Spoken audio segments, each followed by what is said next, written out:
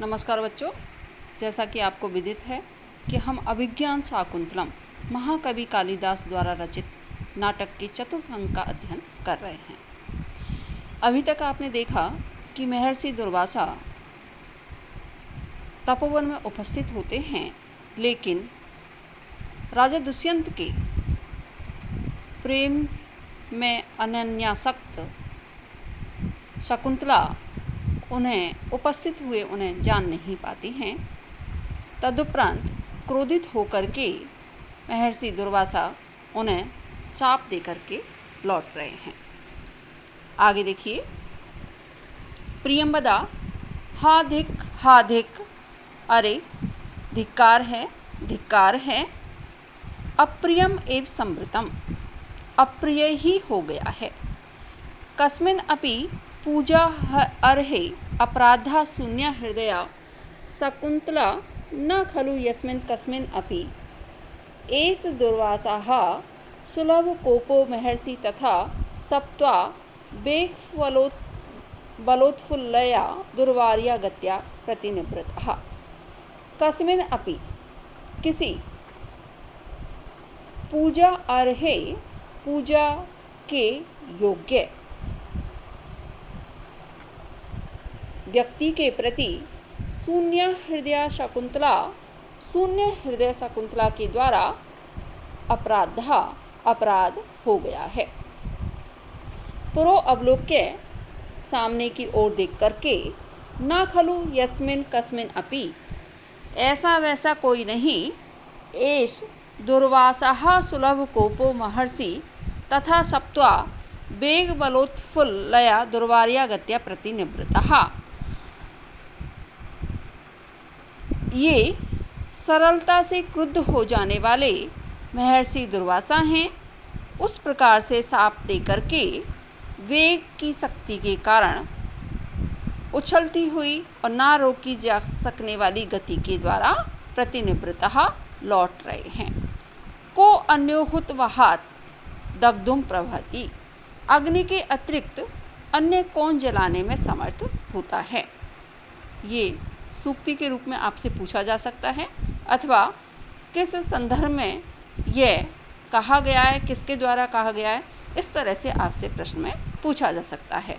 तो कह रहे हैं कि जिस तरह से अग्नि ही जलाने में समर्थ होती है, तो उसी प्रकार से महर्षि दुर्वासा भी कैसे हैं, अग्नि तुल्य जलाने वाले हैं या अग्नि के समान ही भयंकर हैं। तो वो शाप दे करके जा रहे हैं। अनसुया गच्छ पादियो प्रणम्य निवर्ते एनम यावत अहम अर्धोदकम उपकल्पयामि, जा पैरों में प्रणाम करके इनको लौटा ला, जब तक कि मैं पूजा के लिए जल को तैयार करती हूँ। तथा प्रियंवदा तथा बहुत अच्छा इति निष्क्रांता, यह कह करके निकल जाती है। अनसुया पदांतरे स्खलितम निरूप्य एक पग के बाद फिसलने का अभिनय करके अहो आवेग स्खलितया गत्या प्रवृष्टम मम आग्रह तात पुष्पभाजनम, अहो घबराहट के कारण फिसलती हुई गति से मेरे हाथ के अग्रभाग से पुष्पों का पात्र गिर गया है। इति पुष्पोच्चयम रूपयति, ऐसा कहकर के फूलों को चुनने का अभिनय करती है, प्रवेश करके। प्रियंवदा सखी प्रकृति वक्राः स कस्य अनुनयम प्रतिगृहाति, सखी स्वभाव के टेढ़े वे दुर्वासा किसकी विनती स्वीकार करते। किमपि पुनः सानुक्रोशः कृता, फिर भी मैंने उनको कुछ दयालु बना लिया। अनसुया सस्मितम मुस्कुराकर तस्मिन् वहवा एतत् अपि कथे, उनके लिए यही बहुत है, कथे कहो। प्रियंवदा यदा निवर्तितुं न इच्छति तदा विज्ञापितो मया, जब उन्होंने लौटना नहीं स्वीकार किया तो मेरे द्वारा कहा गया। भगवन् प्रथम इति प्रेक्ष्य विज्ञात तपः प्रभावस्य दुहितृजनस्य भगवत एको अपराधो मर्सितव्या इति, भगवान आपके तप के प्रभाव को ना जानने के कारण मुनिपुत्री शकुंतला के द्वारा किया हुआ एक अपराध क्षम्य है। ततस्ततः, अनसुईया कह रही हैं, ततस्ततः उसके पश्चात क्या हुआ। प्रियंवदा ततो मे वचनम अन्यथा भावितुम न अर्हति। मेरे वचन अन्यथा नहीं हो सकते, किंतु अभिज्ञान आवरण दर्शनेन शापो निवर्तिष्यत इति मंत्रयन् स्वयं अंतरेता। किंतु पहचान का आभूषण दिखाने से शाप निवृत्त हो जाएगा, ऐसा कह करके अंतर्ध्यान हो गए। अनसुया शक्यम इदानीम आश्वासयितुम, अब आश्वासन रखा जा सकता है। अस्ति तेन राजर्षिणा संप्रस्थितेन स्वयनामधे अंकितम अंगुलीयकम स्मरणीयम इति स्वयं पिनद्धम। प्रस्थान करते हुए उन राजर्षि ने अपने नाम से अंकित अंगूठी अंगुली में यह कहकर स्वयं पहना दी थी। तस्मिन् स्वाधीन उपाया शकुंतला भविष्यति। उस अंगूठी के द्वारा शकुंतला शाप से निवृत्त हो जाएंगी। प्रियंवदा सखी एहि देव कार्यम तावत निवर्त्यामा। सखी आओ देव पूजन का कार्य संपन्न कर लेते हैं। इति परिक्रामतः, ऐसा कहकर के घूमती हैं प्रियंवदा विलोक्य देख करके। अंशे पश्चातावत वाम हस्त उपहित वदना लिखिता इव प्रिय सखी। अंशुए देखो, बाएं हाथ पर मुख को रखे हुए प्रिय सखी चित्र लिखित सी प्रतीत हो रही हैं। वर्तुगतिया चिंत्यमानम अपि न ऐसा विभाव्यति। पति के ध्यान में लगी हुई यह अपने आप को भी नहीं पहचान पा रही है। किम पुनः आगंतुकम, तो फिर आने वाले अतिथि को भला यह किस प्रकार से पहचान पाएंगी। अनसुया प्रियंवदे द्वयो एव ननु नौ मुख एस वृतांता तिष्ठतु। हम दोनों के मुख तक ही यह वृतांत रहना चाहिए, यानी तीसरा इस वृतांत से अवगत ना हो। रक्षितव्या खलु प्रकृति पेलवा प्रिय सखी। प्रकृति से ही कोमल स्वभाव वाली हमारी सखी की हमें रक्षा करनी चाहिए। प्रियंवदा को नाम उस उदके नव मालिकाम सिंचती। ऐसा कौन व्यक्ति है जो नव मल्लिका को गर्म जल से सींचता है। कहने का अभिप्राय ये है कि जो नव मल्लिका होती है अत्यंत कोमल होती है, तो उसमें यदि हम उष्ण जल का सिंचन करते हैं तो कैसी हो जाएगी, मुरझा जाएगी। तो इसी तरह से शकुंतला जो हैं वो अत्यंत ही कैसी हैं, कोमलांगी हैं। यदि उनको ये बात बताई जाएगी तो वो कैसी हो जाएंगी, मुरझा जाएंगी, या दुखी हो जाएंगी, या पीड़ा से युक्त हो जाएंगी। ये भी सूक्ति के रूप में आपसे पूछा जा सकता है, और ये भी पूछा जा सकता है कि ये किसने कब किसके लिए कहा है आदि। इति उभे निष्क्रांते, ऐसा कहकर के दोनों निकल जाती हैं। विस्कंबका, विस्कंबक यहाँ पर समाप्त हो जाता है। ततः प्रविशति सुप्त उत्थिता यजमान शिष्यः। तदनंतर सोकर के उठे हुए यजमान के शिष्य का प्रवेश होता है। शिष्य वेला उपलक्षणार्थम आदिष्टो अस्मि तत्र भवता प्रवासात उपावृतेन काश्यपेन। प्रवास से लौटे हुए महर्षि कर्ण के द्वारा समय देखने का आदेश दिया गया है। महर्षि कर्ण वापस लौट आए हैं। कियत अवशिष्टम रजन्या इति, कितनी रात्रि शेष रही है, इस तरह से। परिक्रम्य अवलोक्य चा, घूम करके और देख करके। हंत प्रभातम तथाई, अरे यह तो दिन ही हो गया। श्लोक देखेंगे बच्चों। याति एक तो अस्त शिखरम पति औषधिनाम आविष्कृतो अरुणपुरः सर एक तो अर्कहा तेजो द्वैस्य युगपत व्यसन उदयाभ्याम लोको नियम्यत एव आत्म दशांतरेषु। क्या कह रहे हैं कि एक तो अस्त शिखरम याति पति औषधि नाम, एक तो यानी एक ओर तो औषधियों के पति यानी स्वामी, जो औषधियों के स्वामी कौन है? चंद्रमा, अस्त शिखरम याति, अस्ताचल की ओर जा रहे हैं।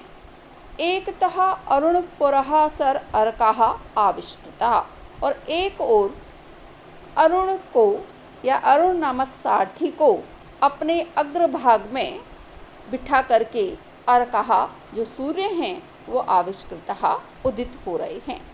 युगपत तेजोद्वयस्य, युगपत यानी एक साथ, तेजोद्वयस्य संसार के दो तेजों के व्यसन उदयाभ्याम विनाश और उन्नति के द्वारा लोकः जो संसार है उसको आत्मदशांतरेषु नियमित एवं अपनी भिन्न भिन्न सुख और दुख रूपी दशाओं के विषय में नियमित एवं शिक्षित सा कर रहा है या उपदेश दे रहा है।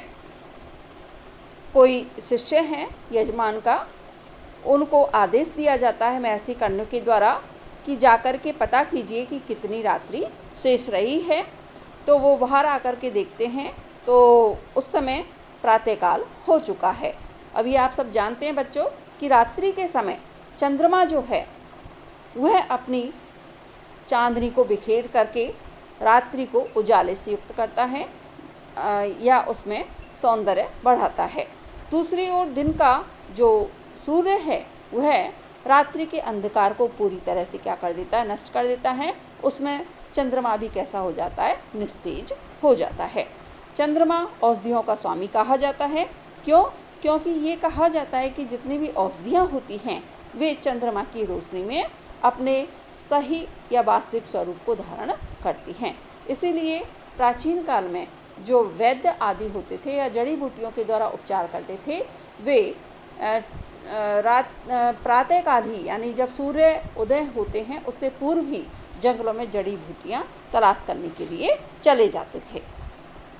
तो कह रहे हैं कि ऐसे औषधियों का जो स्वामी चंद्रमा है वह एक और क्या हो रहा है? अस्त हो रहा है। और प्रातःकाल जो सूर्य हैं वो क्या हो रहे हैं? अरुण नामक सारथी को लिए हुए अग्रभाग में स्थापित करके क्या हो रहे हैं? उदित हो रहे हैं। तो दोनों ही तेज के पुंज हैं, एक रात्रि का स्वामी है, एक दिन का स्वामी है। तो कह रहे हैं कि एक का क्या हो रहा है? उदय हो रहा है और दूसरे का क्या हो रहा है? अस्त हो रहा है। तो ऐसा लग रहा है मानो जो एक साथ दोनों तेज पुंजों का जो अस्त और उदय है वह मानो संसार को उसकी विपत्ति और उन्नति, सुख और दुख, इन विपरीत जो अवस्थाएं हैं या भिन्न भिन्न जो अवस्थाएं हैं उनकी शिक्षा मानो दे रहा हो। कहने का अभिप्राय यह है कि इस संसार में ना तो कोई हमेशा ही रहने वाला है और ना ही कोई जो नहीं जा रहा है उसका उदय नहीं होगा। एक का उदय दूसरे का अस्त होना या जिसका अस्त हो रहा है उसका उदय भी होता है। तो इस तरह से सुख दुख की जो क्रम है या जन्म और मृत्यु का जो क्रम है वो क्या होता है? निरंतर चलता रहता है। इसलिए धैर्यशाली पुरुष जो हैं या धैर्यशाली व्यक्ति जो हैं दोनों ही अवस्थाओं में क्या करते हैं? गंभीर बने रहते हैं, विचलित नहीं होते हैं। एक बार फिर से अर्थ देखेंगे बच्चों। एकतः औषधीनाम पति, एक ओर औषधियों के स्वामी यानी चंद्रमा अस्त शिखरम याति, अस्ताचल की ओर जा रहे हैं। एकतः अरुणपुरः सर अर्कः आविष्कृता, और एक ओर अरुण नामक सारथी को अग्रभाग में आरोपित किए हुए सूर्य जो हैं उदित हो रहे हैं। युगपत एक साथ ही तेजोद्वस्य दो तेज के पुंजों का व्यसन उदयाभ्याम विनाश और उन्नति के द्वारा लोकः जो संसार है उसको आत्मदशांतरेषु नियमित एवं अपनी भिन्न भिन्न यानी सुख दुखात्मक जो दशाएं हैं उनके विषय में नियमित एवं शिक्षित सा कर रहा है। इसमें टिप्पणियाँ देखेंगे बच्चों। वेला समय ज्ञात करने के लिए, यानी वेला का अर्थ है समय। उपावृत्तेन लौटे हुए, प्रकाशम बाहर प्रकाश वाले स्थान में, हंत यह हर्ष और खेद सूचक अव्यय है। यहाँ हर्ष अर्थ में है, प्रसन्नता के साथ यहाँ आश्चर्य का भी भाव मिश्रित है। अस्त शिखरम, अस्त हो रहा है।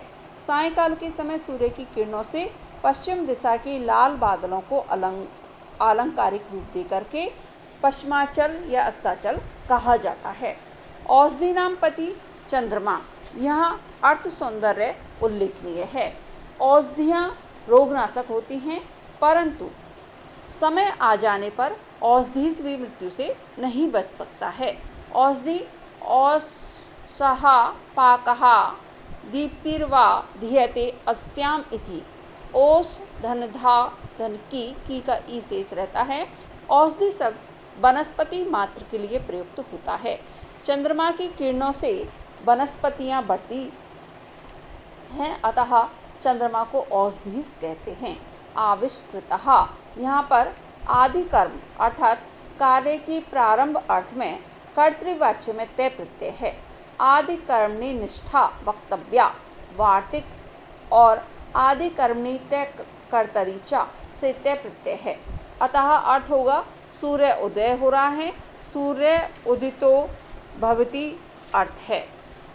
अतः प्रक्रम भंग दोष यहाँ पर नहीं है। अरुणः पुरैसर, अरुणः पुरासरः यस्य सा, यहाँ बहुब्रीहि समास है। अरुण जिसके आगे चल रहा है। युगपद व्यसनम उदय च द्वंद्व, यहाँ पर द्वंद्व समास है। युगपद व्यसन उदयौ ताभ्याम कर्मधारय समास भी है, एक साथ ही अस्त और उदय होने से। आत्मदशांतरेषु, आत्मनः दशानाम अंतराणि, तत्पुरुष समास है। अपने दशा विशेषों से नियंत्रित है। समय ही किसी को उन्नत करता है और किसी को अवनत करता है। जो आज उन्नत है वह कल अवनत होता है, और जो आज अवनत है कल वह उन्नत हो सकता है। ये चंद्रमा और सूर्य मानो इस संपूर्ण संसार को शिक्षा दे रहे हैं। अतः उन्नति में हर्ष और अवनति में शोक व्यक्ति को नहीं करना चाहिए। ये दशाएं कैसी हैं? परिवर्तनशील हैं। मेघदूत में भी कहा है, कस्य अत्यंतम सुखम उपनतम दुखम एकांतितो वा, यानी किसी को एकमात्र सुख की प्राप्ति नहीं होती है और एकमात्र दुख की भी प्राप्ति नहीं होती है।